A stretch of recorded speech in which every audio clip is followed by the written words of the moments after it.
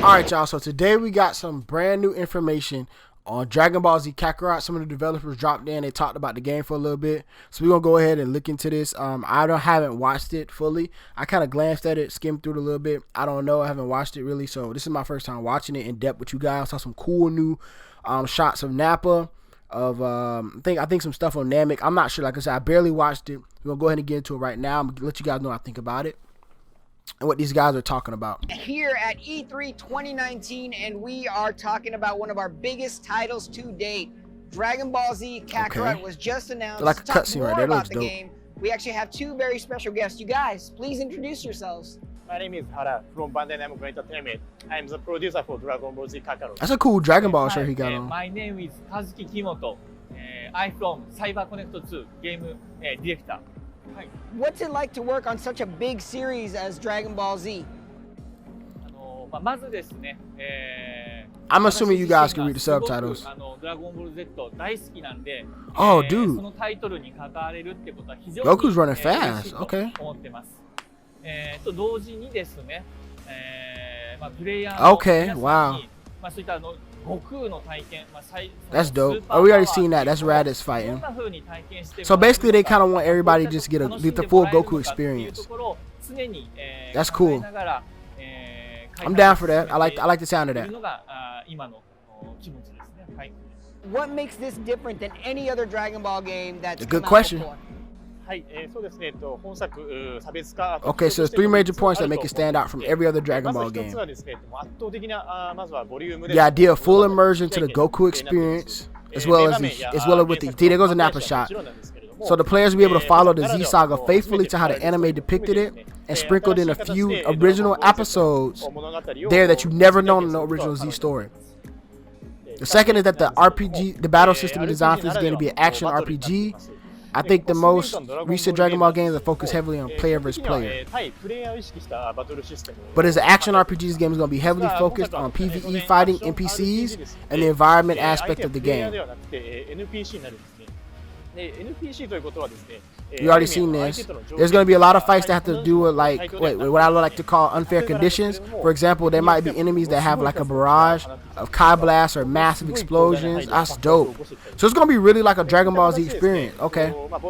So it's going to be fights that definitely keep us on the edge of our seats. Okay. And there's experience that I think a lot of Dragon Ball games from the past have not provided to the players, since they had to make the conditions equal for the player versus player battles. Good points, good points. Okay, so oh wow, look at that cutscene. So the gameplay, they're talking about the gameplay of Goku outside of fighting. They're talking about him eating right now, aerial exploration, flying around. So as well as talk with numerous different characters, all these are going to actually affect how Goku is. So this is really a story of kind of experience about Goku's infinite pursuit of strength. So there you guys go. That's a little bit more info on Dragon Ball Z Kakarot. There's more to this game than just the Dragon Ball Z saga. We can't wait for you to check it out. What's he mean by that? More to this game than the actual Dragon Ball Z saga. Maybe he's talking about the actual sprinkled in tidbits. I don't know. But this game is looking good so far. I mean, I like what they were saying. The devs, I like what they were saying as far as the full immersion in the Goku's lifestyle and stuff. I heard that maybe there's some eating segments in there, kind of like how the Ninja Storm series did with the first one, where you're eating at the full table, Goku's eating all the food and stuff. That's pretty dope. I like that. I don't know, man, what else? That's pretty much it. We don't have that much to bite off of. I hear a lot of people saying that they wanted to go past the Frieza saga. Me personally, I don't want that at all, because I feel like any Dragon Ball Z game that has chronicled the series literally had a stopping point. Like if you look at RPG game, let me talk about that. You had the Legacy of Goku. It stopped at Frieza saga.